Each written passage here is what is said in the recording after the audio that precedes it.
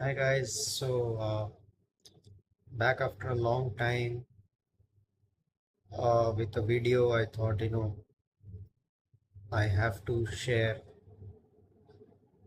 uh, a thought that that has been going on in my mind for some time, and that is can growth be predetermined? As in, can you sort of put a barrier and say or dictate that this is how growth should be, and anything beyond that or anything that it doesn't tick the boxes of how growth is seen is not growth. So let me elaborate on this. Let's say in a socialist governmental structure, or say in a society that is driven by religion and its values. So in both these social structures, there are a set pattern of rules and regulations and an idea that you know this is what growth is, and anything that doesn't fall in this category set by the structures, the rules of the structures is not growth. So can growth really can real growth happen that way is what has been bothering me, and I'm just going to speak my mind out over here and just yeah, just let it out there, for all of you to sort of think on, and you can always add on your things. So yeah, let's start. Let's say we are in a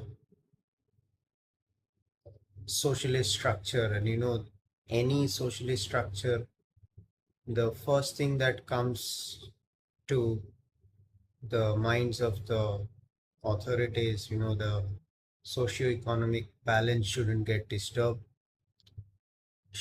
disrupted by uh, exponential growth or innovation or discovery or whatever.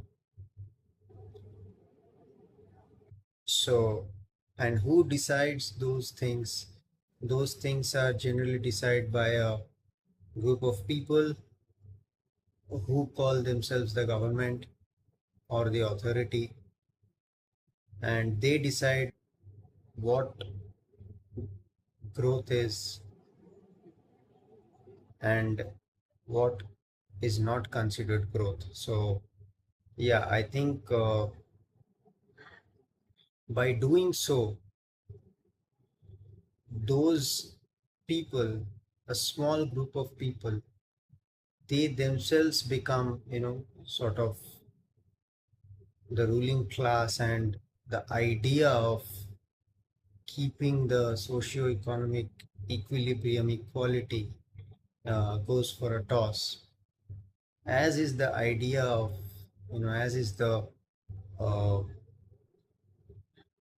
as is real growth, as is innovation, because anything that those people, that small group doesn't understand or think is not really required or not really important, they under the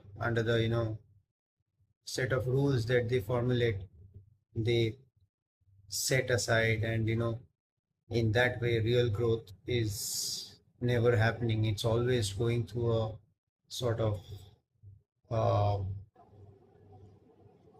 very limited idea of growth, because the minds driving the ideas of growth, the number of minds are small, because the group that governs them is usually very small compared to the entire, society or nation or whatever you call it. And let's say, on the other hand, we are in a religious sort of social structure, and any idea that doesn't fall within the rules of religious tradition, or which requires one to break the traditional religious ideas and values and customs, the religious structure, social structure will not allow, and by default growth will get curtailed, and in the end it's always a loss. And who decides what growth is in that structure is also the people who are usually at the top of the structure, and they are always a small group of people with, I wouldn't say limited understanding. Their understanding may be great, but by the sheer number of minds, the less number of minds that is, it is not possible. More and more minds need to be free enough in a free society to come up with innovation and discoveries and progress. If a limited number of minds is deciding for the entire society, be it in a socialist structure or a religious structure, then it's always a loss, because a limited number of minds can only come up with limited amount of competition, and limited amount of competition means limited amount of discovery, innovation, and knowledge creation.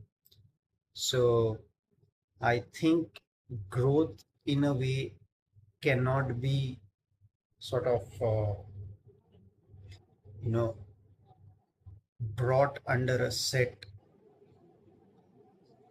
rules of how it should come about. Growth should always be random, and growth has always happened in a random way. And you know by the nature of social acceptance, natural acceptance, it has been observed, and what has come in the most random way is indeed a growth. So I think my point is that growth cannot come in a really structured and regimented way. So I hope I've been able to explain this properly. uh, if you want to add, like, if you want to add, please comment, and just write whatever you want, and of course like and subscribe. Thank you. Bye bye. Namaskar.